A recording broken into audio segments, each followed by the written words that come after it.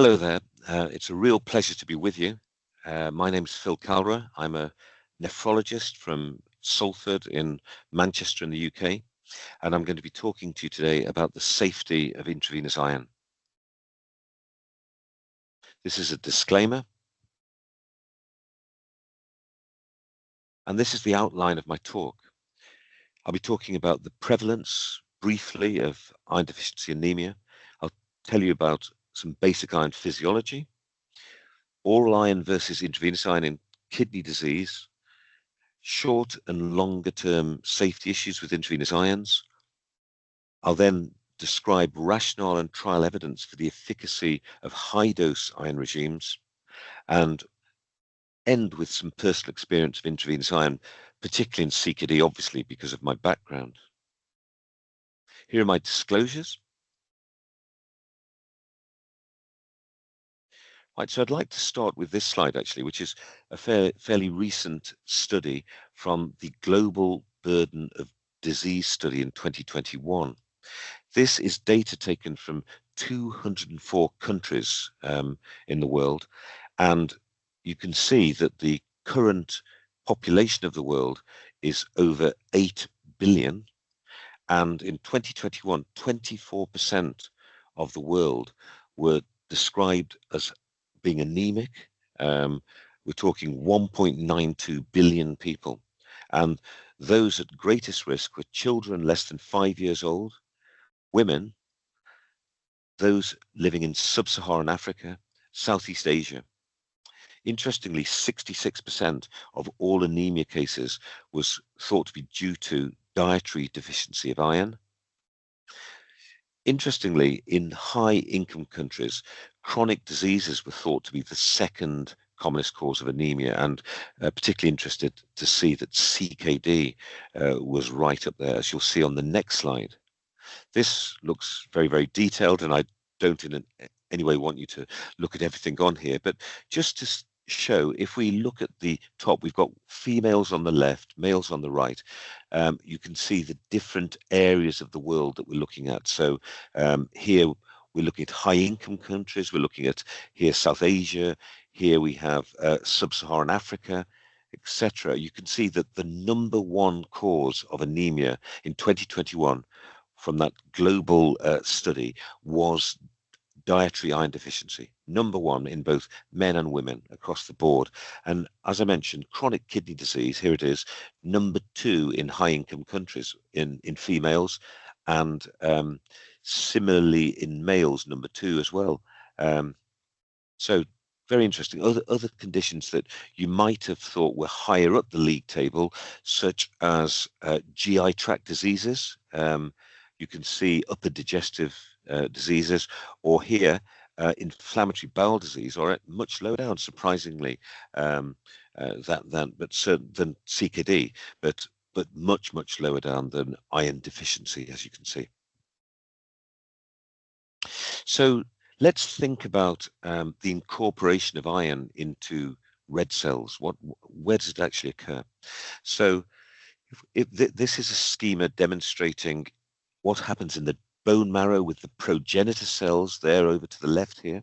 And you can see that EPO works on the development of the premature red cell forms in the bone marrow at much earlier stages, and it's only late, just before the red cells are going to be pushed out into the circulation, that iron is incorporated into the erythroblast stage. And then, of course, after that, we have reticulocytes, and then mature red cells are pushed out into the circulation. We should consider factors that are involved in iron regulation, and over the last few decades, we've become aware of the importance of hepcidin as one of the preeminent regulators of iron metabolism in the body. So hepcidin is an inflammatory cytokine made by the liver, and its actions are several-fold. Importantly, it reduces or downregulates dimethyl transporter 1, which is one of the chief entry ports, if you like, in the gut to allow orally ingested iron to be absorbed into the circulation. So it downregulates DMT1, but probably more importantly in chronic inflammatory states is its effect on ferroportin. So ferroportin is the channel that allows passage of free iron out of the enterocyte and into the blood space, but also out of the storage cells in the body, namely hepatocytes, but more importantly, even the macrophages. So ferroportin allows the iron in the stores in the form of ferritin to pass out and to go into the circulation and, of course, join transferrin and be transported around the body attached to this protein. So hepcidin downregulates that ferroportin channel and actually physically blocks it as well. So therefore maintaining the incorporation of iron within cells and not allowing it into the circulation. That is what we believe is the chief mechanism behind functional iron deficiency, where we see high levels of ferritin but low levels of TSAT, so transferrin saturation. We're looking at TSAT by definition less than 20%, for example. And other effects of hepcidin are shown on the left of this this figure.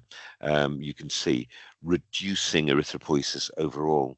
And in my own field in nephrology, we have a lot of patients, particularly in dialysis, who are EPO resistant, so the high doses of erythropoietins that we give our patients, many of them are non-responsive, and that typically is associated with chronic inflammation, and typically they will have this pattern of very high ferritin and low TSAT, which we define as functional iron deficiency. And that sort of brings into a brief discussion about how we define iron deficiency in different conditions, because you'll see from this list of 6 disease areas, if you like, that probably obstetrics is the purest in that that's closer to, if you like, the normal human situation where there isn't a lot of inflammation around. And in obstetrics, we would define iron deficiency as a ferritin of less than 30. And in the general population, the WHO definition of absolute iron deficiency would look at a ferritin of less than 30. I've seen somewhere less than 15 micrograms per litre. Some definitions use that. But in situations of chronic inflammation, such as in CKD, so chronic kidney disease, in cardiology, particularly with heart failure, we use almost a non-truly evidence-based cutoff of ferritins of around about 100. So if we take non-dialysis CKD, so these would be people with GFRs of maybe 15 all the way up to sort of 40, 45 mils per minute, we do see inflammation in those situations, and we would classify iron deficiency as a ferritin of less than 100 and or a TSAT of less than 20%. If we go to the dialysis population, that's a different situation altogether, and I'll be telling you a little bit more about this later on today.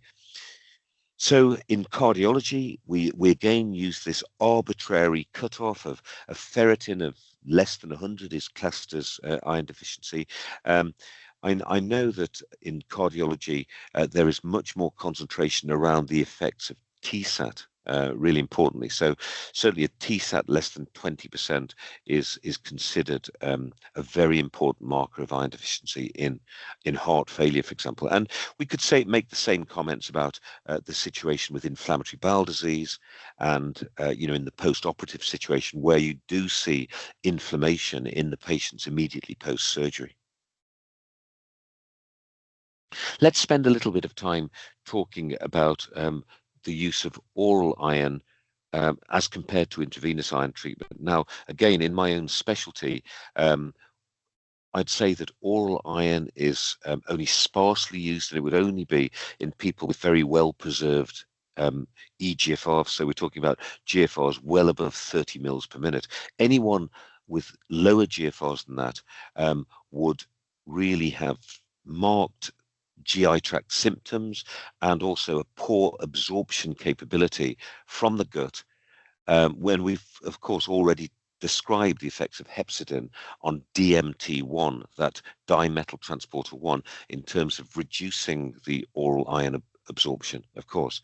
So when might you think that oral iron could be a useful treatment of iron deficiency? Certainly when there's no information floating around.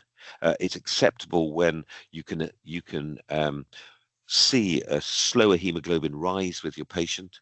Um, where we definitely see that people who have the lowest hemoglobins with the lowest ferritin levels, these are the people who will get the best rise of hemoglobin. And we see that perfectly in gynecology and in obstetrics as well, but particularly gynecology, where if someone's got a hemoglobin of just 7 grams per DL and a ferritin under 10, they have brilliant rises of hemoglobin following iron, and that you can actually see that with oral iron. But the situation then, whether you decide to use intravenous, depends upon how quickly you want that hemoglobin to rise, of course.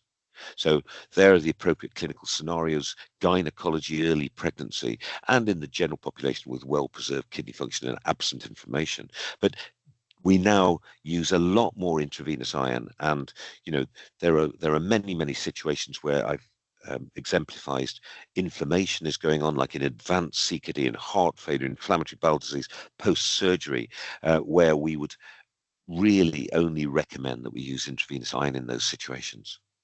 And certainly intravenous iron is necessary when there is a need for very fast repletion of iron. And just think, in the preoperative situation, we might only be seeing the patients sort of at 4 weeks or so just before their operation. Our experience of the need for intravenous iron really came about in nephrology over 30 years ago. So the EPO was first developed in the late 1980s, and we started using a lot of the erythropoietins in the early 1990s. And very soon after utilizing them, we learned that patients might have an initial rise in hemoglobin, but thereafter their hemoglobin crashed, and it was because we weren't attending to the iron needs of that patient.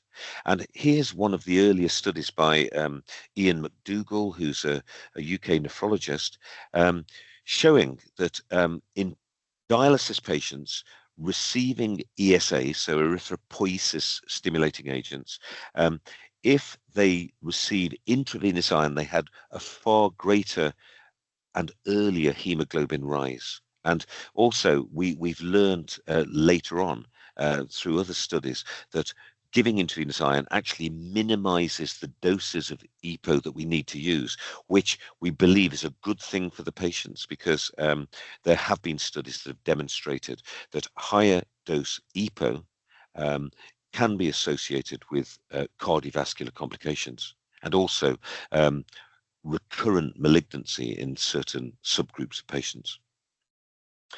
There was a study that I was proud to be involved with, which was a Pharmacosmos sponsored study called the Progress Study. And this involved 330 patients with non-dialysis CKD. 2/3 of those patients were from India, the other third were from Europe. And in this, we were testing different iron regimes in these patients who had an average GFR in the mid-30s, so something like 35 mils per minute. So you can see that there were 4 groups. There were people getting oral iron, and it was the same total dose of oral iron as you would get with ferric derazolmaltose. And these patients were grouped. The latter were grouped into patients who got less than 1,000 milligrams, 1,000 milligrams, or greater than 1,000 milligrams. And you can see that all of the intravenous iron groups with FDI, I'll call it, had a much better response in their hemoglobin than oral iron patients. And you can see that people getting the higher doses got a more rapid and ultimately higher hemoglobin rise than the orally iron treated patients. Just another thing about oral iron. Some of you will remember a publication that was first in the Lancet, and this is the same group publishing in Haematologica, that emphasizes that with each oral dose of iron that we give, we will see a hepcidin rise. There'll be a spurt of hepcidin in the patient's circulation that will obviously then have a detrimental effect upon iron absorption for the reasons that I've already told you, acting on not only the DMT1 but also on the ferroportin as well.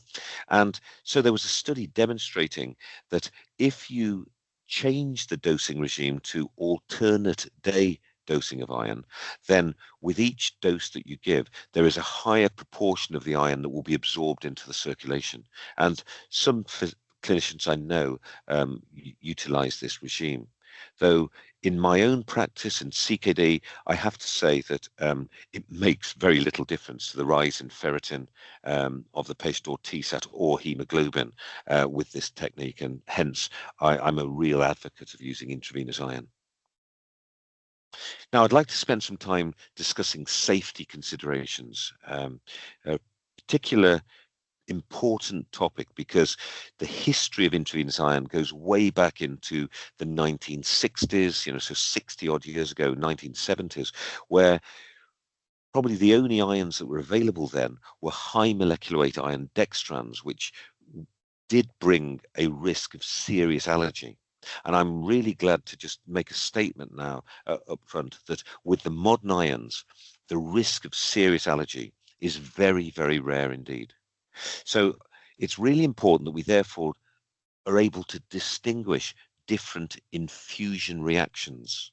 And we expect to see sometimes immediate, non-risky infusion reactions, and I'm going to show you an example of that in a moment. And I'd also like to emphasize that we see medium-term reactions occurring at a few days after the iron. And then I'll give you the hypothetical discussion surrounding longer-term risk, which really relates to infection risk, cardiovascular event risk, and also some bony complication risk associated with repeated dosing of ions and a risk of hypophosphatemia that goes with that. And you'll see on the right hand here of this slide that I'll be taking this information from several really important published RCTs and meta-analyses as well. So first of all, we have to consider the formulation of the iron. As I mentioned to you, that some of the older iron preparations, as demonstrated on the right, so typically high molecular weight iron dextran, had a structure where there was a central core of free iron, but surrounded by a shell, a complex shell of carbohydrate that had a large molecular weight and many branching chains of carbohydrate, meaning that it was more likely to cause allergy. And the allergy came from the sugar molecule. That's the key thing. So when we go back to the 70s and the 60s with, high molecular iron dextrans, it was this big carbohydrate shell that was probably to blame for the allergy. When we look at the more modern ions and FDI or ferric diisomaltose shown here on the left, there is a matrix structure with iron nicely interspersed throughout it. And importantly, there'd be short, only 1,000 Daltons in weight, short chain carbohydrate molecules that are not branched as well. So a much lower likelihood of serious allergy, and also a nice release of iron into the circulation as the ferric diisomaltose molecule is taken into the circulation during the infusion. Whereas with the older types of iron, there was a danger that there was a rapid release of free iron into the circulation as the carbohydrate shell broke down. And this is sort of pictorially demonstrated here with the modern ions only, I have to say. And this is looking at something called non-transferrin bound iron. In other words, free iron, or other people call it labile iron, released into the circulation, and comparing the three modern ions that we use certainly in Europe. And you can see iron sucrose in green. You've got FCM, or ferric carboxymaltose, in red, and then FDI in black as well. And you can see that with iron sucrose per dose, there is a greater likelihood of free iron release into the circulation, certainly compared to FDI. And FCM has got an intermediate profile compared to the other two.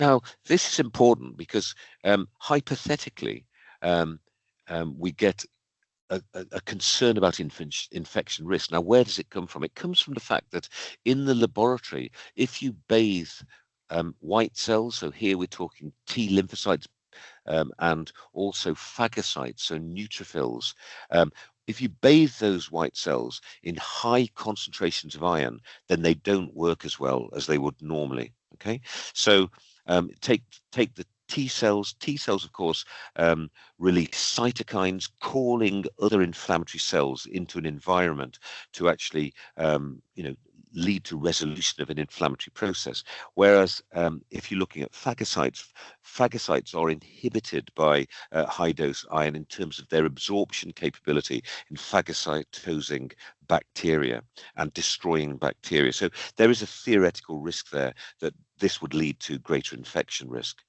And then there is also a concern about generation of oxygen-free radicals that comes about something you may have learned at school in your chemistry, called the Fenton reaction, where ferric iron, Fe3+, is reduced to ferrous iron, and this leads to generation of hydroxyl radicals and the formation of oxygen-free radicals that could damage lipid membranes and, of course, the endothelium of our vasculature. Clearly, lipid bilayers that could be damaged, and then that could lead to atherosclerosis. That's the theory, at least, and therefore cardiovascular events like stroke and MI, myocardial infarct.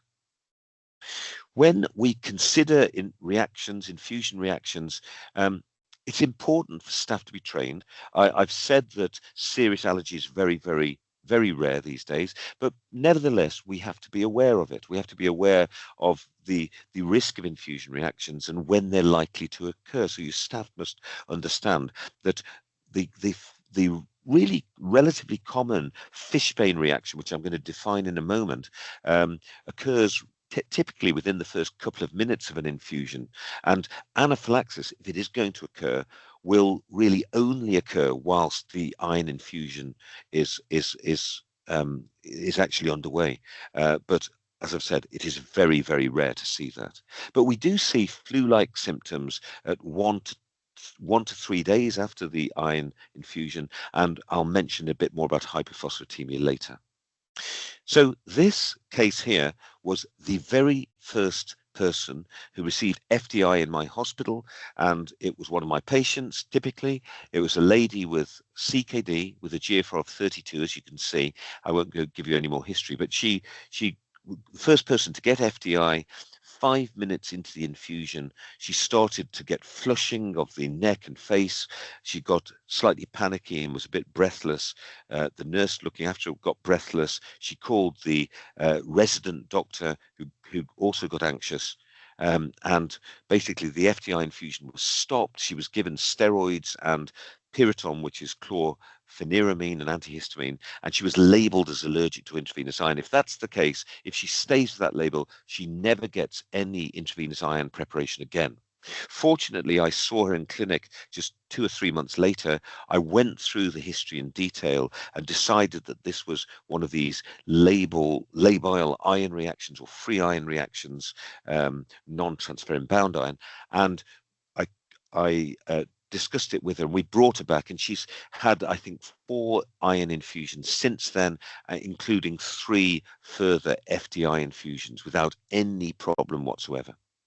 And then the second case on the right is slightly different. This chap had a GFR of 24, also got FDI, but this time he got urticaria, so a mild skin reaction, which we're not sure of the precise etiology of that, and it would be questionable actually.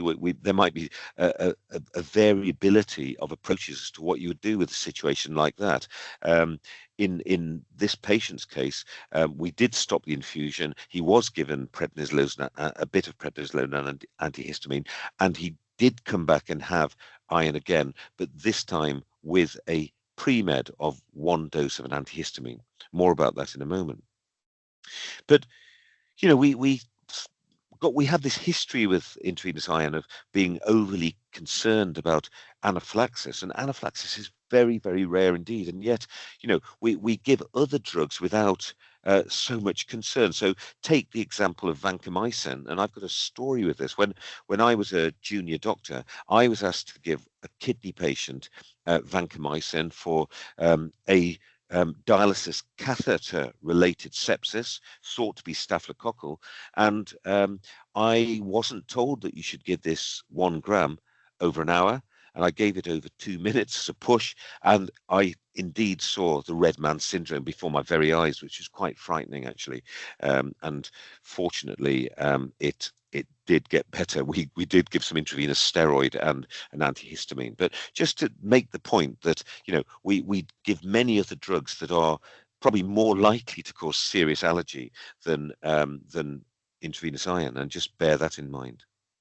This slide, I'd like to draw your attention to the right of the slide, and really to say that with infusion reactions with iron, we should actually be using that term and not hypersensitivity, because we don't know that the majority of infusion reactions are genuinely hypersensitive in their etiology. They're often, we believe, non-immune mediated, and that's demonstrated by this slide here.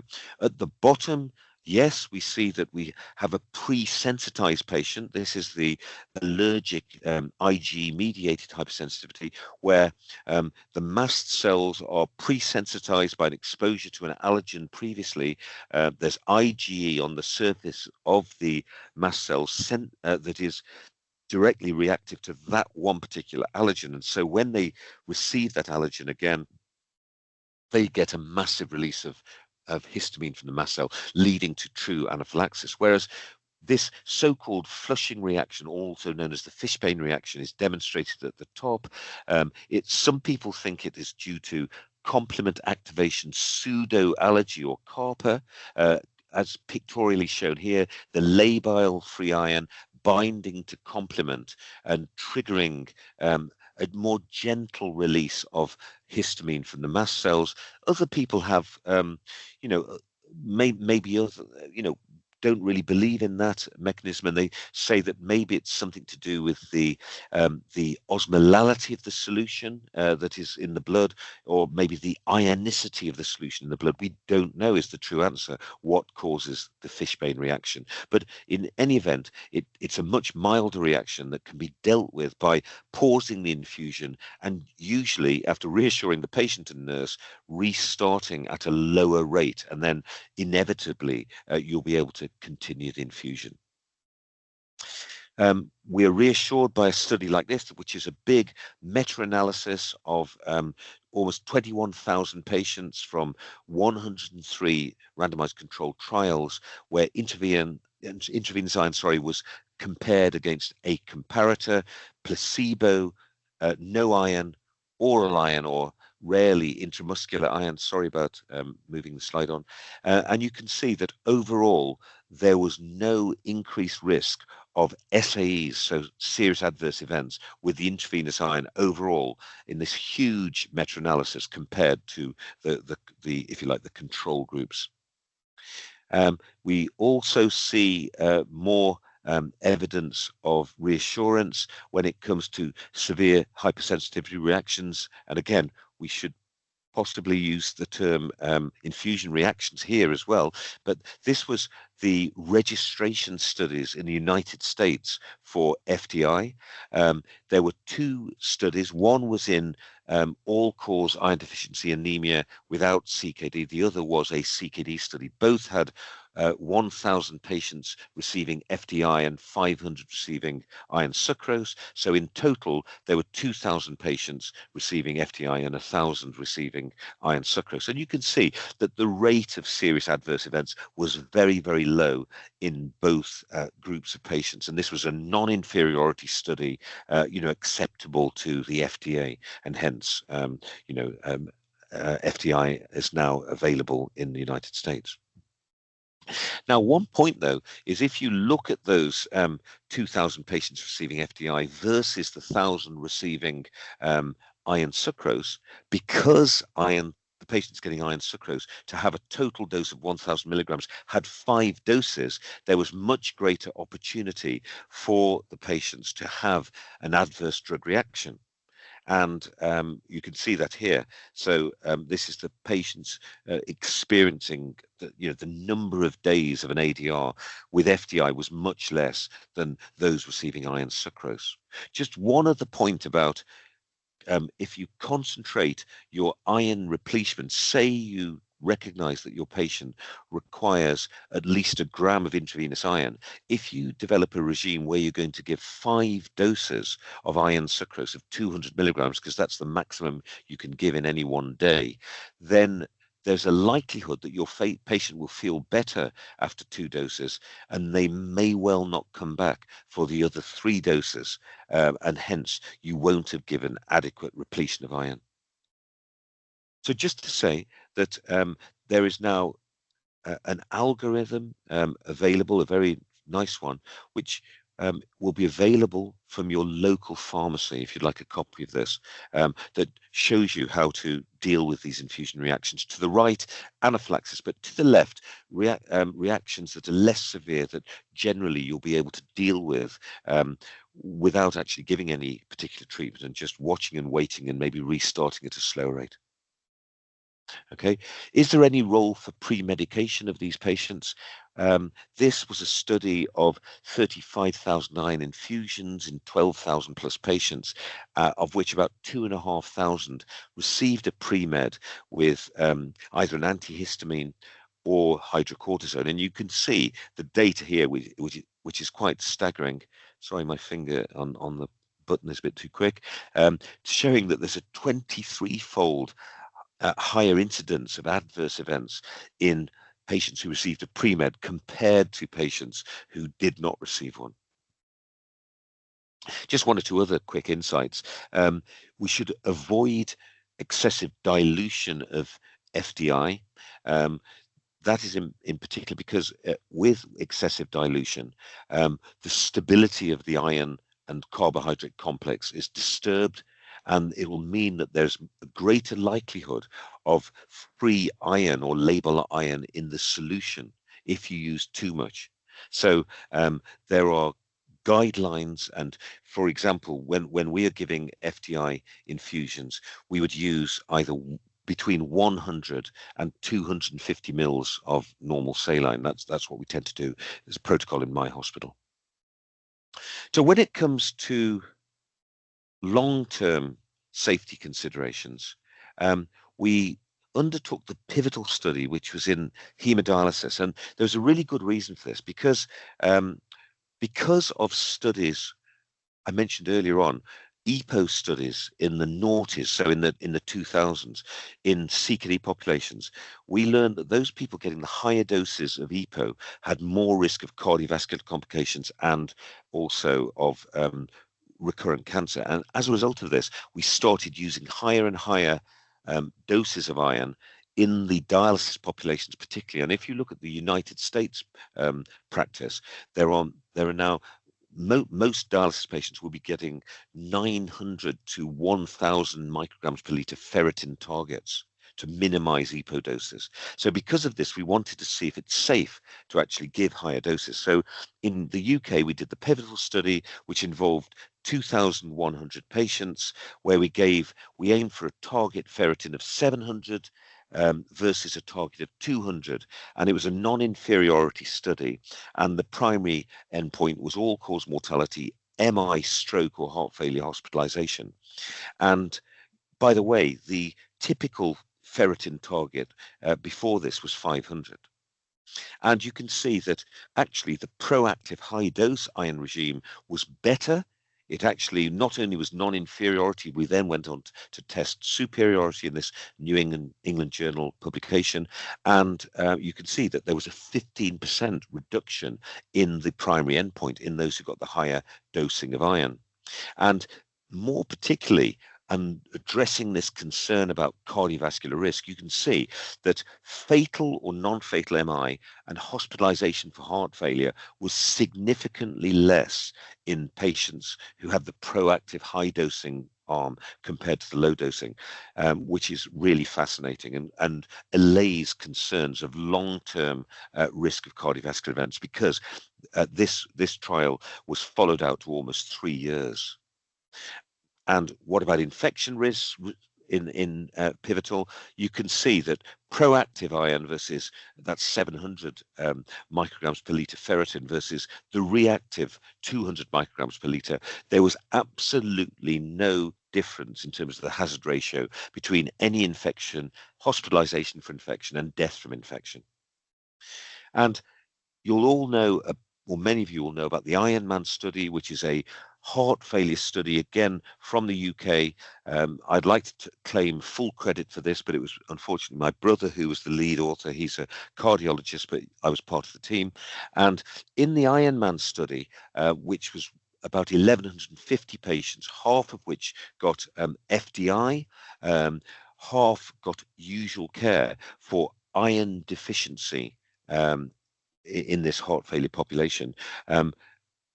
I'm not going to go over the efficacy because I think you'll have already heard about that already. But just to say that cardiac complications were significantly less in the patients receiving FDI, as you can see in this column here. And also you can see that deaths due to infection were also no greater in the patients receiving FDI than in the people getting usual care, which generally did not involve any iron at all. And hospitalizations for infection, no different at all. I just wanted to spend a few minutes talking about hypophosphatemia. There was one study from the United States led by Miles Wolfe, nephrologist from Duke. There were two studies almost identical, and they composed the PHOSPHARE-IDA studies totaling 245 patients, and these patients were non-CKD.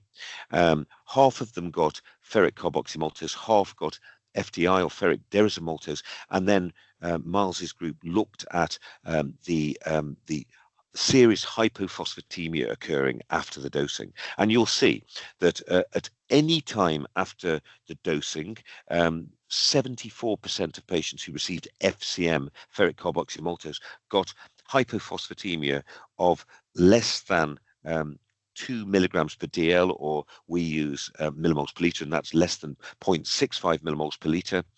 And so 74% with FCM, only 8% with FDI, and very, very serious hypophosphatemia was seen only in FCM treated patients. It was relatively low, but it's still highly risky, and that's less than 1 milligram per DL or less than 0.3 millimoles per liter occurred in 11% of patients. And you can see that this extended out to day 35, or 5 weeks after the iron infusions in patients receiving FCM. Is this important?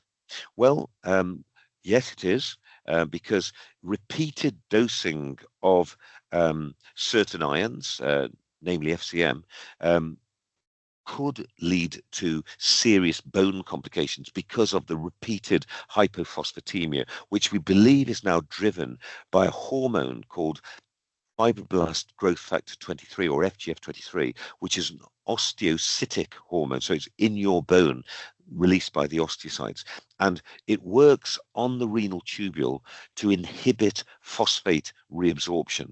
So in CKD, it's important because it maintains serum phosphate even down to levels of low GFR, down to maybe GFRs of 20s. It maintains our phosphate in the normal range by inhibiting reabsorption of phosphate. But you can see that in a patient with relatively normal kidney function, the danger of repeated hyperphosphatemia has been shown to lead to osteomalacia and fractures of bone. Another point about it, looking at the comparison of FDI versus FCM in this particular study, though they both lead to similar rises in hemoglobin, if you look at the fatigue score, in the patients who received FDI, their levels of fatigue was much less than in patients receiving the FCM, as you can see here. And we think that one of the key mechanisms behind that was this hypophosphatemic risk along the way. Just a little bit about the theoretic cardiovascular risk of higher levels of FGF23 brought about by particular ions. This is is not considering iron actually here, but it's looking at the US dialysis population, and this study took several thousand patients and looked at their FGF23 levels, and those in the highest quartile for FGF23 had 6 times the rate of mortality over time compared to those in the lowest quartile. Now, that is not saying FGF23 kills the patient, but it's an association, and it makes us stand up and at least consider the risk. Now, there was some quite neat lab work involving mice that actually shed more light on this. And as you can see, if you just look at the middle panels here, this was published some time ago. If these mice were given just placebo or intramyocardial FGF23, they were developing serious left ventricular hypertrophy at just 7 days after the injection, giving a potential concern about the risk of FGF23 if we just repeatedly cause high levels of this in our patients. The evidence comes from the study I alluded to earlier, which was the progress study that I was CI for, demonstrating that those people who got the higher doses of intravenous iron had the higher rises and faster rise in hemoglobin. That's the first thing.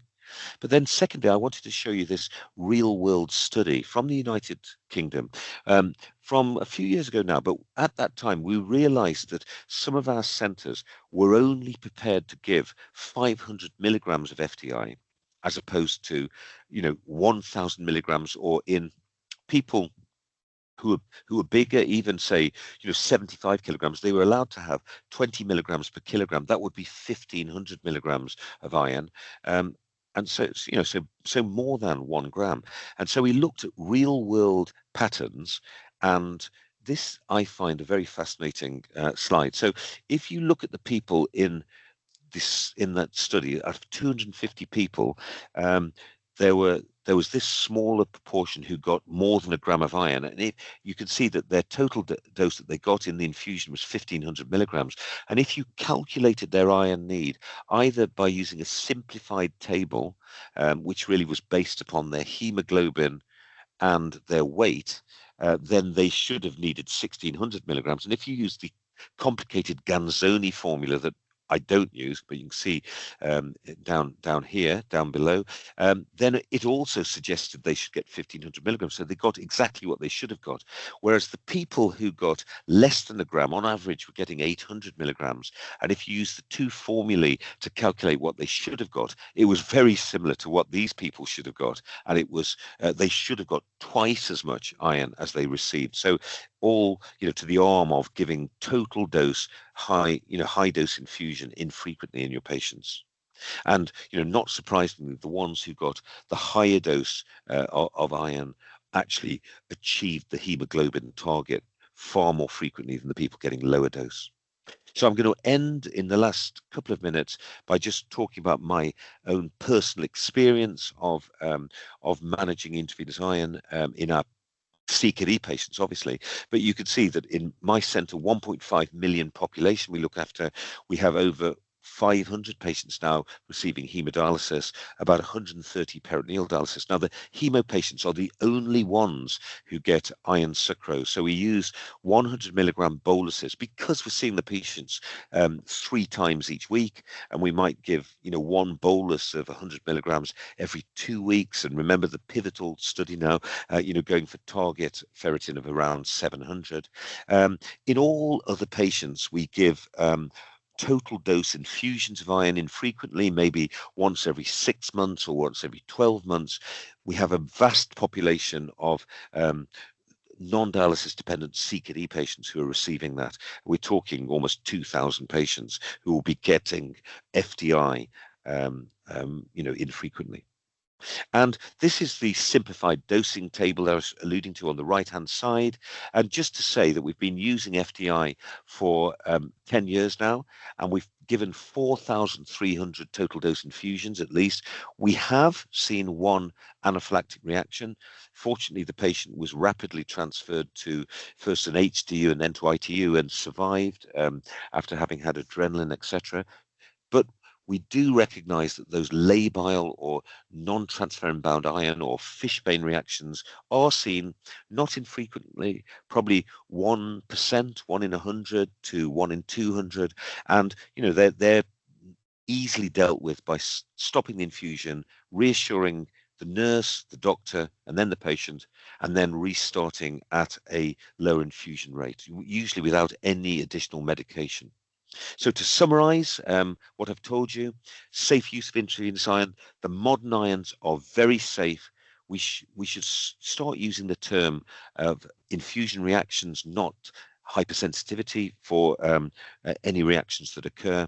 But your staff should be trained on how to manage these. There's long-term safety demonstrated in the two studies, Pivotal and Ironman, both of which were extended to well beyond 2 years and in different disease areas. So dialysis and heart failure in Ironman. Careful attention must be given to the preparation of the product, and remember not to over dilute the preparation, and also don't forget, we do see the fishbane type reaction quite commonly, but they can be easily dealt with, as I'd mentioned in that last slide there. Hypophosphatemia is more prevalent with certain types of IV iron, and it will affect fatigue of your patients, but do bear that in mind. So thank you so much for listening, and I hope you've enjoyed today's webinar. Thank you.